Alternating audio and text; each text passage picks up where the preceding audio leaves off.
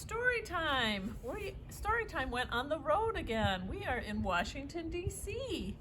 And in Washington, D.C., we have a national zoo. And the National Zoo features pandas. So we're going to read some stories about pandas because they are a fun animal to learn about, right?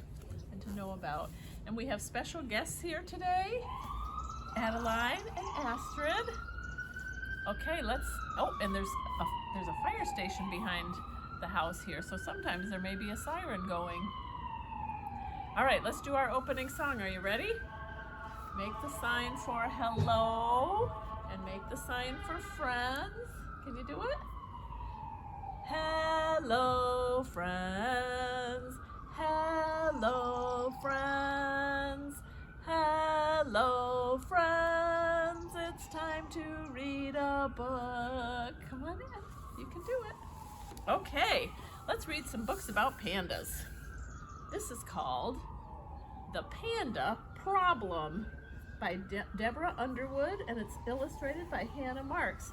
The Panda Problem, and the panda says, "What problem?" The panda doesn't think he has a problem. You ready?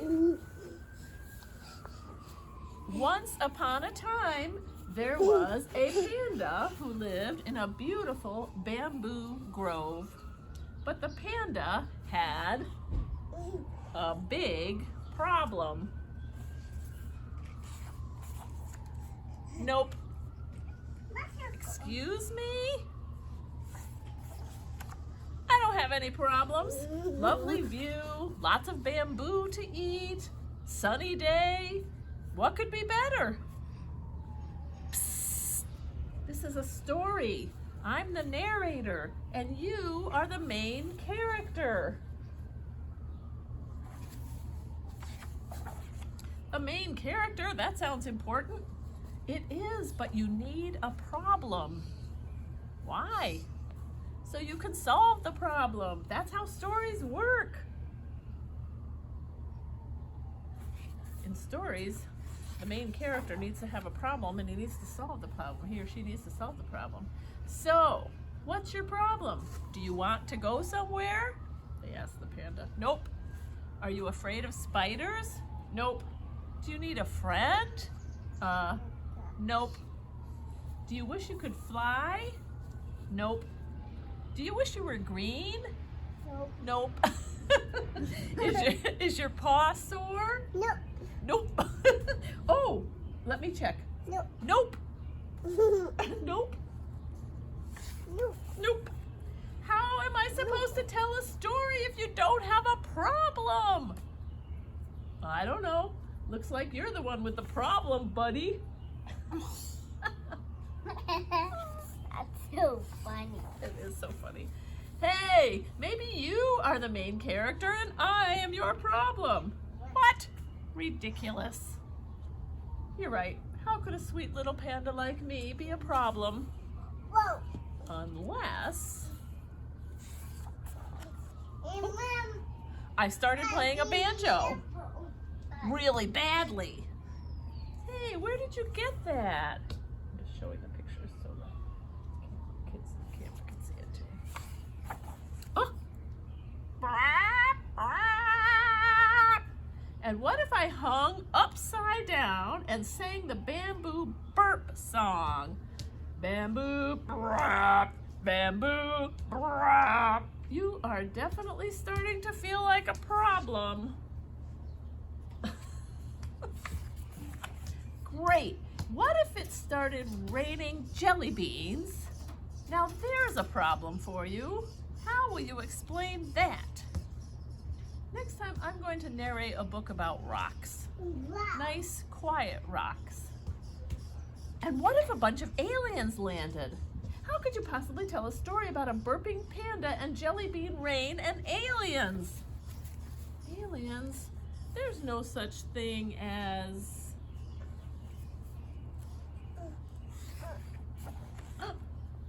Boink! Oh. Hi, aliens. Did some aliens come into the story?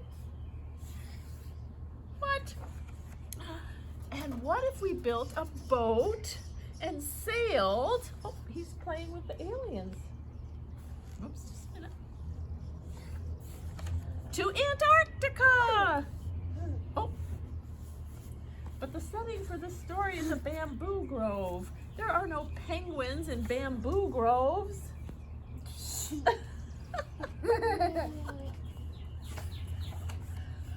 Okay, we've got a main character, you, as in the narrator, and a problem, me. So what happens next? Well, sometimes the problem gets worse, but that won't happen now because things can't get any worse. Oh, can't they? What if suddenly there were 2 pandas? That would be a big problem. Whoa, glug glug sploosh. Ah, everything's falling apart. Whoa. Wow, I'm tired and hungry. Very hungry. I think we have a problem. Finally, what is it?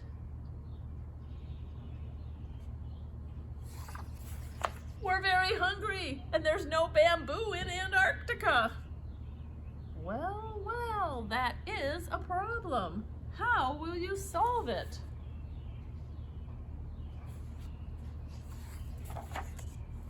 I don't know. I'm too hungry to think straight. Glippity glork? Hey, great idea, alien. Okay, narrator, if you get us home, we will stop making problems and help you tell your panda story. No banjos, no burping, no penguins. Really? Well, all right.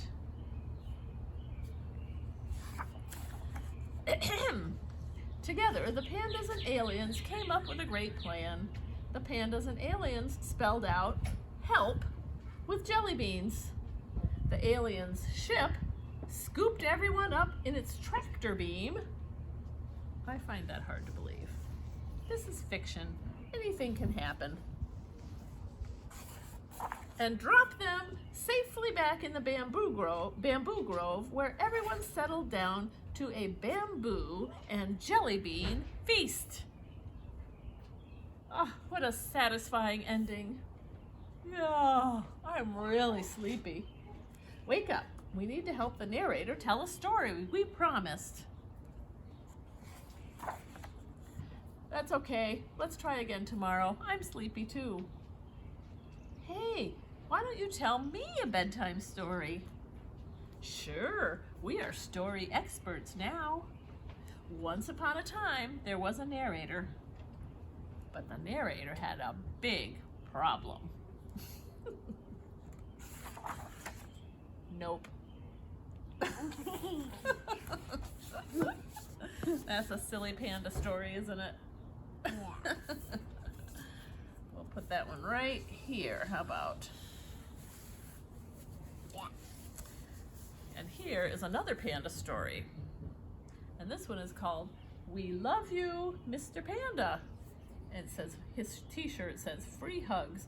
We love you, Mr. Panda, and it's written by Steve Antony. We love you, Mr. Panda. Let's see what this one's about. That one was about a panda problem. Oh, here's a skunk with a problem. I need a hug. Okay, skunk, let's have a hug. Have you ever hugged a skunk before? I don't think so. You. You. Whoops. I was talking to Croc. I love you, Croc. I love you too. They missed the panda. They didn't hug the panda. The skunk hugged the croc.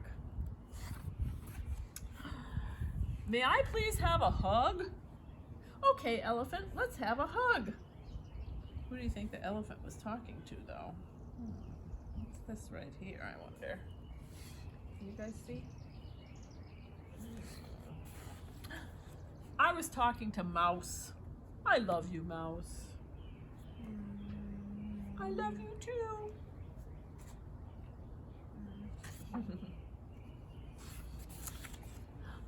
free hugs, they said.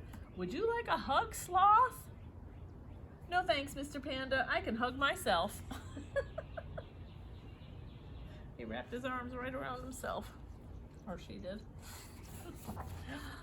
Oh, here's a sheep. Hug me, hug me, hug me, hug me, hug me, hug me, hug me, hug me, hug me, hug me, hug me, hug me, hug me, hug me.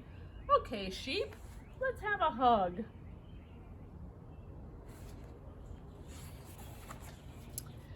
We were talking to Ostrich. We love you, Ostrich. I love you all too. Poor Panda, he's not getting any hugs. I guess nobody wants my hugs. He looks a little sad. Don't go, Mr. Panda. Would you like a hug? No, I would not like a hug. I would love a hug. Thank you. Aww. And so would we. There they go. They're gonna get lots of hugs. He's gonna get lots of hugs now.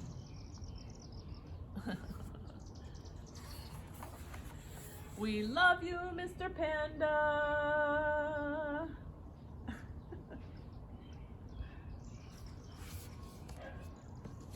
That's a cute one, huh? Yeah. So, Adeline and Astrid and I, we made some pandas. Can you guys see these pandas? Here's one that Adeline made. Here's one that Astrid made, right? And here's another one that Astrid made. And here's one that Adeline made. Here's one that I made, right? Yeah. Okay, so we thought we'd sing, whoops, sorry, here, you can help me out here. We thought we'd sing the song, 5 Little Pandas Jumping on the Bed, right? So let's get our 5 pandas and jump on the bed. You guys sing with us now, okay? Okay, you guys, you help me jump these, okay? 5 little pandas jumping on the bed. One fell out. You want to make one of them fall? Boom! One fell out and bumped his head. Mama called the doctor. The doctor said, no more pandas jumping on the bed. Just lay them right there. Okay, ready? I'll lay him Right there? right under here, Okay. so they don't blow. Okay, so they don't break? Okay, I mean, Oh, so so they they don't blow away. blow away. Oh, that's a better idea. Okay, let's make these guys jump now, okay? All right, you want this one? 4 little pandas jumping on the bed. One fell out. Whoops, did we get too many that fell out? And jumped and bumped his head. Mama called the doctor. The doctor said, no more pandas jumping on the bed. So now we have how many? 3. All right. 3 little pandas jumping on the bed. One fell out and bumped his head. Mama called the doctor. The doctor said, no more pandas jumping on the bed. How many? 2. 2 little pandas jumping on the bed. One fell out and bumped his head. Mama called the doctor. The doctor said, no more pandas jumping on the bed. One more. 1 little panda jumping on the bed. She fell out and bumped her head. The mama called the doctor. The doctor said, no more monkeys jumping on the bed. no more monkeys or pandas jumping on the bed, right? And then what happened? Did the mama get in bed and start jumping? Good job. Okay. Maybe we better do zoom zoom and then read one more story. What do you think about that? Yeah. Okay. You want to do zoom zoom with me? Yeah. Okay. All right, you guys ready? Hands together. Zoom, zoom, zoom, we're going to the moon. Zoom, zoom, zoom, we're we're going to the moon. Okay, if you want to take a trip, climb aboard my rocket ship. Zoom, zoom, zoom, we're going to the moon. You ready to count down?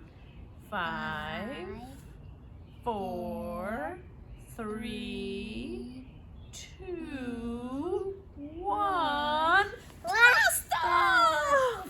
Nice. Good job, everyone. Shall we read one more panda story? Yeah. This one is called Zen Socks by John J. Muth. Can you see the socks on this panda bear? Panda? All right. Okay. Let me put this here so I have something to rest my elbow on so the camera can see it, shall we? There. Leo and Molly sat on the porch of their new home. So they just moved into this new home, new house. Can you see it? Look, said Leo, it's going to happen again. Yep, it's almost time, said Molly. I wonder what do you think it's almost time for? Oh, what's coming out of that house? What's his name again? Asked Leo. Mr. Quiet Puddle? Stillwater, said Molly. Can you guys see the panda coming out of that house? His name is Mr. Stillwater, right? Not Quiet Puddle. There he goes by on a bicycle. Isn't that our cat riding in the basket of his bicycle? Asked Molly. I like his hat, said Leo. I like his bicycle, said Molly. I like this neighborhood, said Leo. Huh. There he goes. He's riding a bike with a cat in the basket. Hi, Stillwater, said Molly. This is our cat. Is it? Asked Stillwater. I know your cat. Today he asked me to go for a ride. Really? Asked Leo. I didn't even know he liked riding bikes. Yes, and he sometimes likes to come over and sleep on the moss under the cherry tree, said Stillwater. That's his name, said Molly.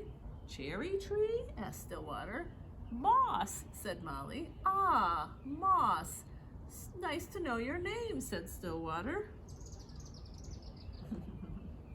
They've got a cat named Moss. The next day, Molly went to visit Stillwater. Moss would like to know if you want to dance with me, said Molly. Yes, I would, said Stillwater. Oh, look at the dancing. The dancing. Yeah. My auntie is a ballet dancer, said Molly. I really want to be one too. I think that would be wonderful, said Stillwater.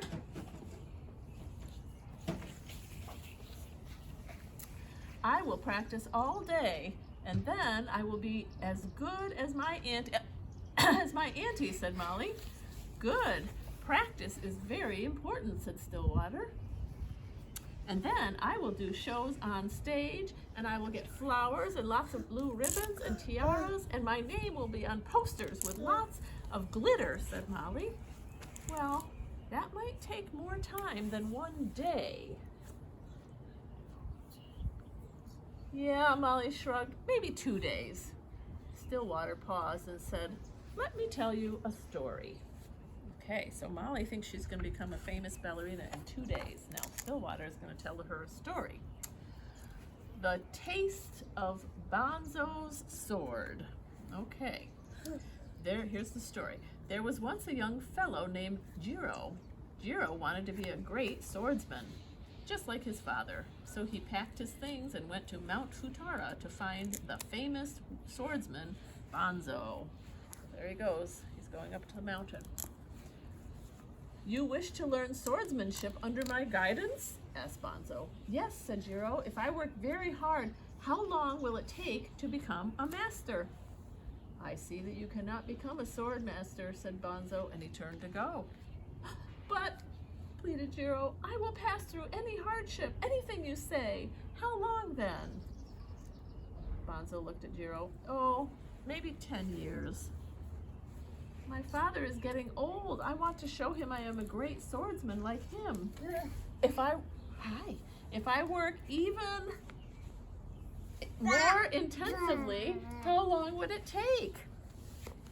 Oh, well then, maybe 30 years. What? 30 years? Wait, said Jiro. First you said 10 years, then you said 30 years. I want to master this art now. I am willing to work as hard as I must. I see, said Bonzo. In that case, you will have to work for 70 years. What? No, thank you. A person in such a hurry seldom gets good results.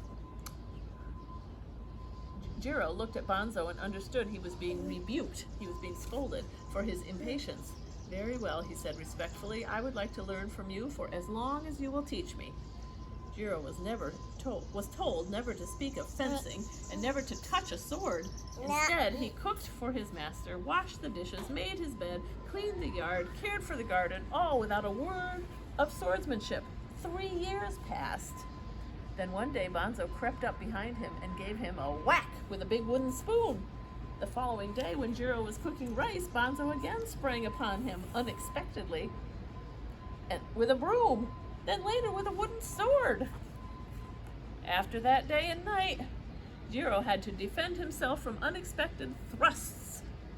He learned to live on the balls of his feet, ready to dodge at any moment. Not a day passed that he did not have to think of the taste of Bonzo's sword. Now you are ready to learn, Bonzo told him. Soon Master Bonzo began lessons. Jiro learned so rapidly he made his master smile. In time, Jiro became the greatest swordsman in the land. So that was Stillwater's story about what it would take to become the greatest. When Stillwater finished, Molly looked at him. I think I understand, she said. I am not being patient. I will practice as long as it takes. Excellent, said Stillwater. If you can do that, I'm sure you will become a great dancer.